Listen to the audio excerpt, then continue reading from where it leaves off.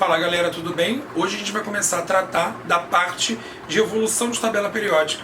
Semelhante à parte de evolução de modelos atômicos, a tabela periódica atual ela foi concebida através de vários estudos referente à sua evolução a partir do século XIX. Então, hoje, nós temos que a tabela periódica ela é formada basicamente por 118 elementos, onde eles são distribuídos a partir das suas propriedades químicas existentes em relação aos seus números atômicos. Só que nem sempre ela foi desse jeito. A primeira ideia de tabela periódica surge a partir de um cara chamado de Daubernier, onde tanto ele quanto outros cientistas da época levavam em consideração as relações de organização em relação à massa atômica dos elementos e não em relação ao seu número atômico, como é conhecido atualmente. Logo, as tríades de Daubernier nada mais eram que conjunto de três elementos, onde a massa do elemento central era dada pela média aritmética da massa dos elementos de suas extremidades. Então eu tinha, por exemplo, lítio, sódio, potássio.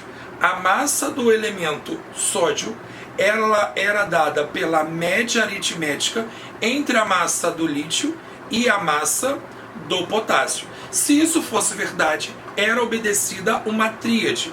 Ou seja, a tríade nada mais era que conjunto de três elementos que obedeciam a essa regra. Só que à medida que o tempo foi passando e novos elementos foram sendo descobertos, foram tentando formar novas tríades e essas tríades não obedeciam à lei de formação, que era o quê? A massa do átomo central, a massa do elemento químico central ser dada pela média aritmética da massa dos extremos. Então, lítio, sódio e potássio, eles três faziam parte de uma tríade que obedeciam essa lei de formação. A partir daí, lembrando que a tríade de Daubernier, ela começou a ser discutida em 1829. Em 1862, surge uma nova ideia de organização dos elementos químicos descobertos da época, que era a tabela periódica conhecida como parafuso telúrico de Chancourtot, que era uma nova organização dos elementos químicos, também em relação à massa atômica dos respectivos elementos, e aí ele organizava esses elementos em ordem crescente de massa atômica e nas mesmas verticais os elementos eram localizados com propriedades químicas semelhantes. Então, os elementos eram organizados em ordem crescente de massa atômica ao longo de um cilindro. Esse cilindro nada mais era que o parafuso. Então você tinha lítio, berílio, boro, sódio, magnésio, alumínio, potássio e cálcio. Aí, o que acontecia? Os elementos localizados na mesma vertical, eles possuem propriedades químicas semelhantes. Hoje, nós sabemos que esses elementos estão localizados na mesma família. Nós definimos esses elementos químicos como pertencentes a uma família na tabela periódica atual. Nesse caso, lítio, sódio e potássio, sabemos hoje que eles estão localizados na família 1A ou coluna 1. Berílio, magnésio e cálcio, família 2A ou coluna 2. Boro, alumínio, estão localizados na família 3A ou coluna 13. E aí surge o primeiro problema, que o primeiro problema é que esse elemento aqui, em questão, ele teria que ser o escândio. Porém, o escândio, ele não tem propriedade química semelhante à do berílio, a do boro e do alumínio. E aí, esse é o nosso problema, porque essa ideia foi abandonada. Hoje em dia, nós sabemos que depois do boro e do alumínio na mesma vertical, nós temos o gálio, ok? Beleza. Então, já vimos duas ideias pioneiras para a parte de tabela periódica. A primeira delas, tríade de Daubernier, segundo, parafuso telúrico de Chancourtot. Surge, então, uma ideia revolucionária para a época, que é quando um músico começa a formar uma organização dos elementos químicos levando em consideração a sua repetição das notas musicais. Ou seja, em cada intervalo de 8 elementos, repetia-se as propriedades dos elementos químicos. E aí, essas repetições ficaram conhecidas como oitavas de Nilas, devido a ele ser um músico. Então, você tem Lei das Oitavas de Nilas, 1865, colunas verticais com os elementos dispostos em ordem crescente de massa atômica, respeitando as notas musicais. Então você tem a escala musical, Dó, Ré, Mi, Fá, Sol, Lá, Si.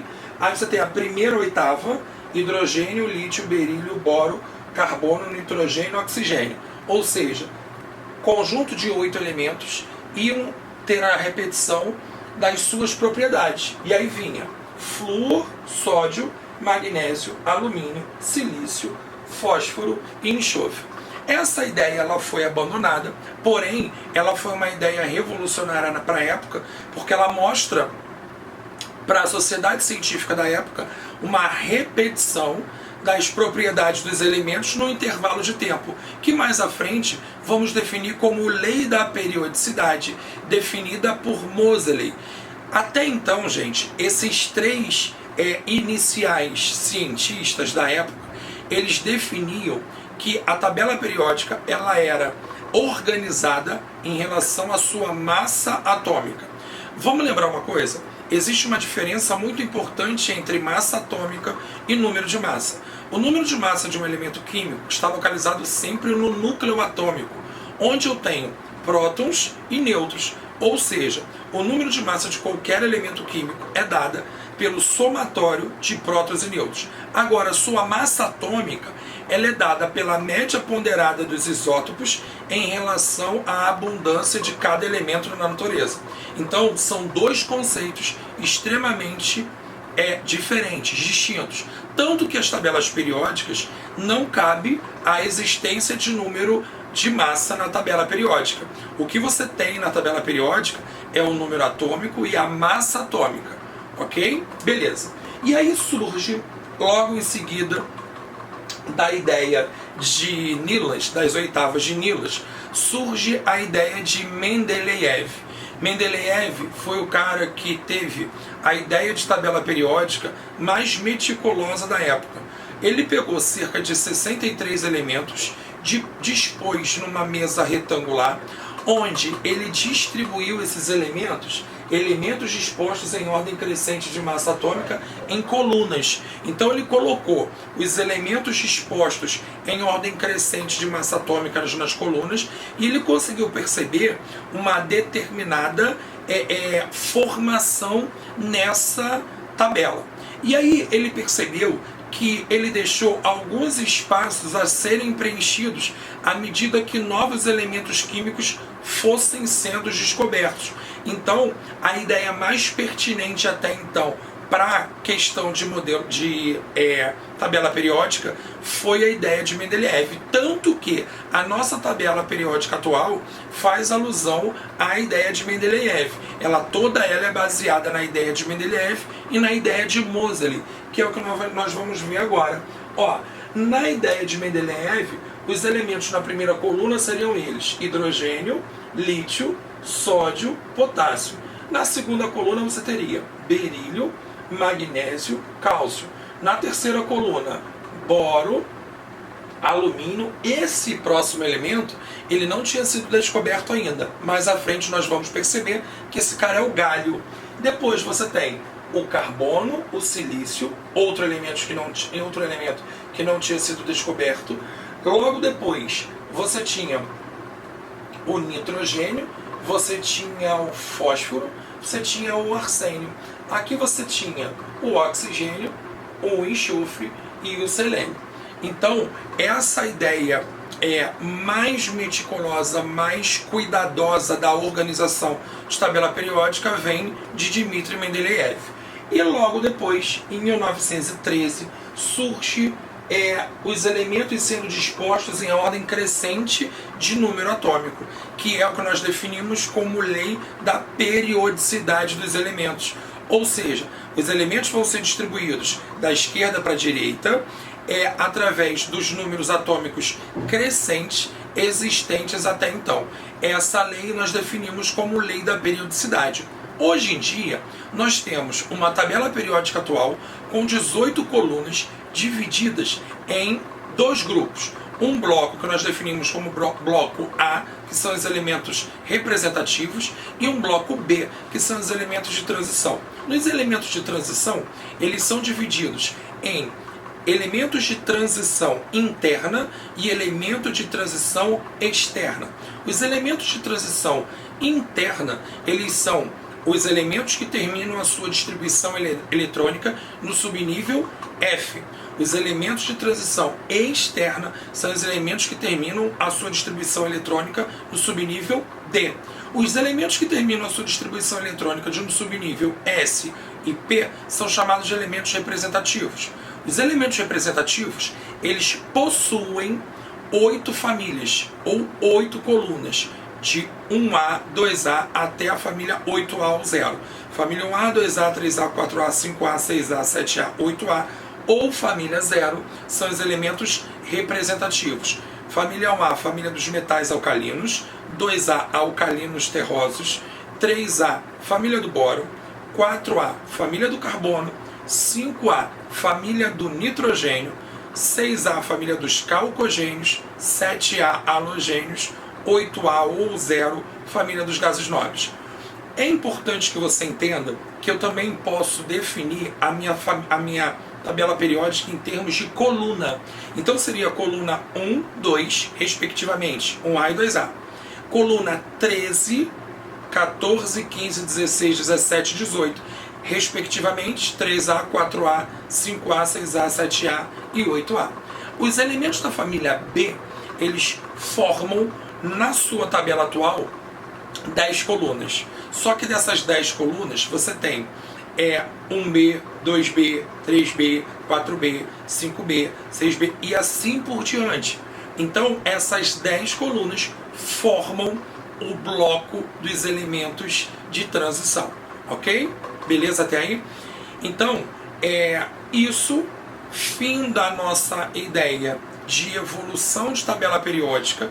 A nossa próxima aula será a aula de tabela periódica atual, onde a gente vai definir as questões de propriedades químicas semelhantes, metais e ametais, gases, estados físicos dos elementos químicos, localização na tabela periódica e assim por diante.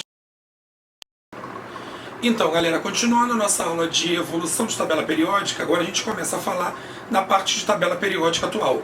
A tabela periódica atual, ela é composta por 7 linhas horizontais, denominadas de períodos, e 18 linhas verticais, denominadas de colunas ou famílias. Se eu definir como coluna, eu vou numerar de 1 até 18. Se eu definir como família, eu vou definir família 1A, 2A, 3A, 4A, até a família 8A.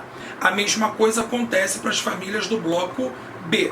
Sendo que as famílias do bloco A compõem um bloco, um grupo que nós definimos como elementos representativos.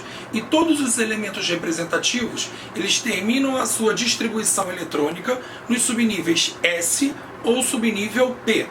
O bloco B, ela define para você o bloco dos elementos que terminam a sua distribuição eletrônica nos subníveis D ou F. Os elementos que terminam a sua distribuição no subnível D, nós definimos como transição externa. Os que terminam a sua distribuição eletrônica em subnível F, nós definimos como transição interna. Então, você tem que a sua tabela periódica atual, ela é composta por grupos e períodos. Períodos são as linhas horizontais que referem-se aos 7 níveis eletrônicos e às 7 camadas eletrônicas, K, L, M até Q. 7 níveis eletrônicos, nível 1, nível 2 até o nível 7. Esses são os períodos, que são as linhas horizontais. As linhas verticais ou colunas são definidas como famílias ou grupos. Legal? Coluna nós definimos como famílias ou grupo. Grupo A, grupo B, grupo C e assim por diante. Você tem dois blocos na tabela periódica. Você tem o bloco dos elementos A, que são o bloco dos elementos representativos, e você tem o bloco dos elementos B. Os elementos B são os elementos que constituem o bloco dos elementos de transição, sendo que os elementos de transição eles se subdividem em elementos de transição interna ou elementos de transição externa. Todos os elementos representativos do bloco A terminam a sua distribuição eletrônica nos subníveis S ou no subnível P. Os elementos de transição terminam a sua distribuição nos subníveis D ou F. Se eu terminar no subnível D, eu defino como transição externa. Se eu terminar no subnível F, eu defino como transição interna. Daí, eu fiz um esboço de uma tabela com algumas informações pertinentes e importantes. Primeira informação pertinente: todas as colunas verticais são definidas como famílias. Família 1A, família 2A, 3A, 4A, 5A, 7A, até a família 8A, ou coluna 18, que é exatamente a mesma coisa. Só que se eu chamar de coluna, eu chamo de coluna 1, 2, aí aqui 4, 5, 6 e assim por diante, até a coluna 13, ok? Coluna 13, 14, 15, 16, 17, 18. E aí eu coloquei aqui, ó, coluna 1 são os elementos que nós chamamos de metais alcalinos. Coluna 2, metais alcalinos terrosos. Coluna 13, família do boro. Coluna 14, família do carbono. Coluna 15, família do nitrogênio. Coluna 16, calcogênio. 17, halogênio. 18, gases nobres. Ué, não era família? Então, se eu definir como família, é família 1A, 2A, 3A, até a 8A. E aí eu tenho 8 famílias. Se eu definir colunas, todas são colunas, as 18 no total, tanto do bloco A quanto do bloco B. Aí eu coloquei algumas informações importantes. Primeiro, hidrogênio. O hidrogênio ele só está localizado aqui na família 1A por efeito de estética. Nós sabemos que todos os elementos localizados na mesma vertical, eles possuem propriedades químicas semelhantes. A única propriedade química semelhante que o hidrogênio tem de todos os elementos da família 1A é ter um elétron na última camada e terminar sua distribuição em S1. Todos os elementos da família 1A terminam em S1. Análogo a isso, todos os elementos da família 2A ou coluna 2 terminam em S2. Os elementos da coluna 13 ou família 3A terminam em S2P1. Os elementos da família 4A ou coluna 14, S2P2. Harmoniza, então calma aí. Todos os elementos da família 5A terminam em S2P3. 6A, S2P4. 7A, S2P5. E família 8A ou 0 ou coluna 18, S2P6. Perfeito. Esse bloco de elementos em vermelho são os blocos dos metais. E aí os metais, eu coloquei algumas propriedades importantes sobre eles aqui em cima. Sólidos, exceto o mercúrio, que é o único metal líquido a temperatura ambiente. Alto ponto de fusão e ebulição, conduz calor e eletricidade. Característica dos metais. Aí, você deve estar percebendo que eu coloquei dois quadradinhos aqui.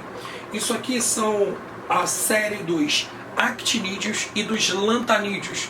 Todos esses caras terminam a sua distribuição eletrônica no subnível F. Então todos esses elementos fazem parte dos elementos de transição interna. Então todo bloco de transição externa está aqui, ó, terminam a sua distribuição eletrônica nos subníveis D. Aí os ametais, que são os elementos acima dessa escadinha, eles podem ser sólidos, líquidos ou gasosos. Eu encontro ametais nos 3 estados físicos. Por exemplo, o carbono é um ametal, temperatura ambiente, sólido. O oxigênio é um ametal, a temperatura ambiente eu o encontro no estado gasoso. Semelhante a isso, você tem o flúor, que também é gasoso. Eu tenho, por exemplo, o bromo, que a temperatura ambiente ele é líquido, e assim sucessivamente, cloro, gás. Então os ametais eu encontro nos 3 estados físicos possíveis. Além disso, eles possuem baixo ponto de fusão e ebulição. Os gases nobres, que é aquela coluna em azul, eles são elementos que possuem toda a última camada preenchida. Ou seja, significa dizer que eles possuem a sua camada de valência com 8 elétrons. Logo, eles possuem um octeto completo. O único elemento que é um gás nobre que não forma octeto, que significa ter 8 elétrons na sua camada de valência, é o hélio. O hélio é um gás nobre que possui 2 elétrons na última camada. Quimicamente falando, nós definimos que ele completa um dueto e não um octeto, como todo mundo fala em relação ao gás nobre. Então, os gases nobres que eu tenho seria hélio, neônio, argônio, criptônio, xenônio, radônio. E existe o gás nobre com o número atômico 118, que ele é pouco utilizado no livro didático, apenas há mais ou menos 2, 3 anos que a gente começou a colocá-lo no livro didático, ok? Então, em algumas tabelas periódicas você não vai encontrá-lo. Com isso, o que você tem? Eu tenho coisas importantes a dizer a você. Primeiro, aqui existe um bloco de elementos que fazem parte da mesma família. Aqui você tem terminação S2, D6, D7, D8. Essas três colunas com terminação S2, D7, S2, D8 e S2, D6 são todos eles da família 8B. Então, a família 8B ela é formada por 3 colunas, uma ao lado da outra. Então, todos têm o subnível S completo. Então, seria S2, D6, S2, D7, S2, D8. Beleza. E aí, nós sabemos que o D cabe no máximo 10 elétrons. Então, S2, D9, S2, D10 fazem parte da família 1B e 2B que estão localizados aqui. Então aqui você tem a coluna 3, que faz referência à coluna 3B. Legal até aí? Beleza. Então, nesse apanhado, nós temos uma característica geral da nossa tabela atual. Lembrando que, o que é muito importante, todos os nossos elementos estão localizados da esquerda para a direita, levando em consideração a ordem crescente dos números atômicos. Nós vimos na parte inicial de cronologia de evolução da tabela periódica, que foi o responsável por essa distribuição, por essa organização, de forma em que eu levo em consideração para organizar a tabela os números atômicos, foi um cientista chamado de Moseley, entre 1912 e 1913. Legal, galera? Então, com isso, nós encerramos a nossa parte inicial de tabela periódica e evolução de tabela. Ok? Um beijo e bons estudos!